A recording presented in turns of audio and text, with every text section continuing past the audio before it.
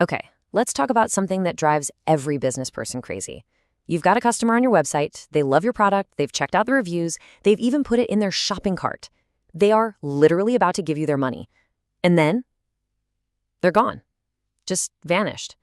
It is one of the most frustrating and, as it turns out, most expensive problems in business.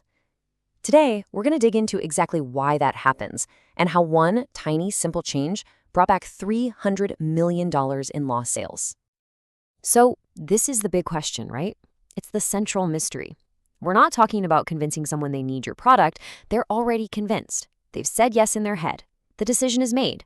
So why on earth does that final step, the actual click to buy, so often fall apart? Well, the answer is hiding in this invisible gap between making a choice and taking action. Here's how we're going to crack this case. First, we'll define this thing called the choice-purchase gap. Then we'll diagnose the two hidden barriers that are causing it. That's uncertainty and viability. And finally, we'll lay out a super clear plan so you can close that gap for good. All right, so let's put a name to this problem.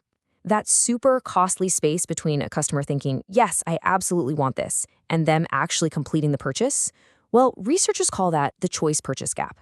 And the key thing to realize is it has nothing to do with your product's value. It's all about the nitty-gritty of just getting the job done. So what causes this gap? It really boils down to one core idea: implementational barriers.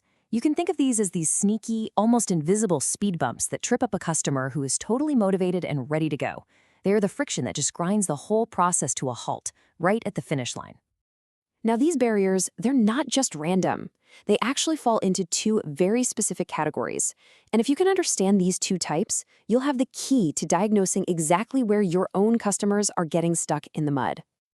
So on one side, you've got implementation uncertainty. This is basically a clarity problem. Your customer is sitting there asking, okay, how do I actually do this? And on the other side, you have implementation viability. This is an effort problem. Here, the customer's asking, is finishing this really worth the hassle? Let's break down that first one, uncertainty. So the really crucial thing to get about implementation uncertainty is that it only shows up after the customer has already decided to buy. They are totally on board with the what, your product, but they're confused about the how. And even a tiny bit of confusion can be a surprisingly powerful deal breaker. For a perfect example, just look at the case of Genentech's drug Xolair. I mean, on paper, this thing was a slam dunk. It was a super effective asthma treatment. Doctors and experts loved it, and it was backed by a massive marketing campaign all about its health benefits. But nobody was prescribing it. Adoption rates were shockingly low. What was going on? It turns out the problem had absolutely nothing to do with the drug's value. The real barrier was uncertainty. The doctors knew why they should prescribe it, but they had no idea how. See, it was administered with an IV drip, a process that a lot of physicians just weren't familiar with in their own offices. They were completely uncertain about the implementation. So Genentech solves this not by yelling louder about the benefits, but by totally shifting their focus to education, by teaching doctors the simple steps to actually administer it. So the solution to uncertainty is to help your customers form what's called implementation intentions. You don't just tell them what to do. You actually help them create a solid plan for when, where, and how they're going to do it. You see this concept used brilliantly in marketing all the time. I mean, take the classic Folger slogan. It's not just catchy, it is a perfect implementation intention. It connects the brand directly to something you already do every single day. Wake up.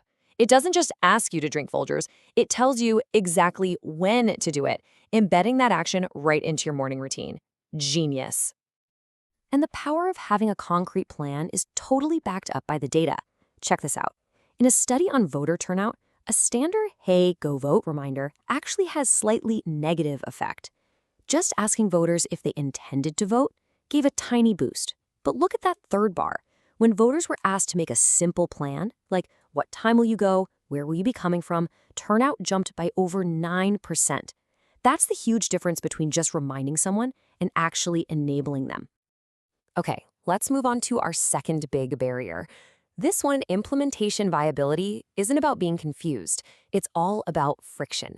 This is what happens when the customer hits some unexpected roadblock in the buying process and suddenly starts to wonder, is all this really worth the trouble? A fantastic example of this is the online shopping experience for shaving stuff. You go to Harry's, they ask you 3 simple questions. The whole process is super low friction. It's fast. But by contrast, Dollar Shave Club hits you with 7 detailed, sometimes kind of personal questions. Every single one of those questions adds friction, which increases the customer's effort and makes them start to question the viability of the whole thing.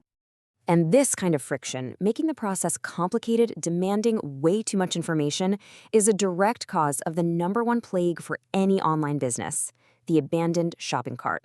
The customer was totally ready to buy, but the process itself made them give up.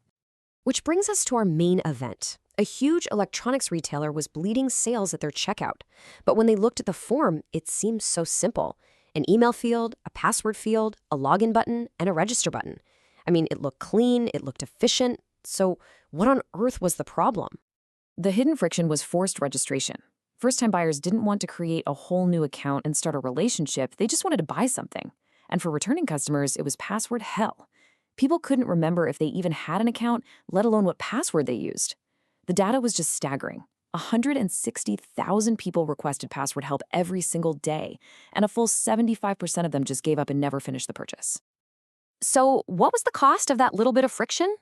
An estimated $300 million in lost revenue every single year. All because of a simple form that forced a commitment the customer just wasn't ready to make. And the solution, once they found the problem, was almost laughably simple. They replaced the register button with the continue button. That's it. And they added one sentence of text right below it that said, "You do not need to create an account to make purchases on our site." They just removed the barrier. And the results? They were immediate and they were massive. A 45% increase in the number of customers who actually finished their purchases. That one simple change recovered the full $300 million in yearly revenue. It was never a pricing problem or a marketing problem. It was a process problem, plain and simple. So I think the real lesson here is about a fundamental shift in how we think. We spend so much time and energy selling the benefits of our product, but we completely forget to analyze the actual process of buying it. Closing that choice purchase gap means you have to become just as obsessed with streamlining the process as you are with promoting the product itself. So how do you actually apply this to your own business? It's a 3-step process. First, you have to meticulously map out every single click, every form field, every decision your customer has to make. Second, at each one of those steps, you have to ask yourself, does this create uncertainty or does this create friction and make them question if it's worth it?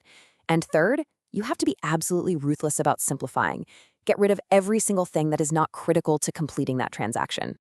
And that really leaves us with one final big thought. Every single business has these friction points. Now, they might not all be worth $300 million, but I guarantee you they are costing you customers who have already decided they want to buy from you. So the question to take away from all this is, where is your hidden barrier? And what is your company's $300 million button?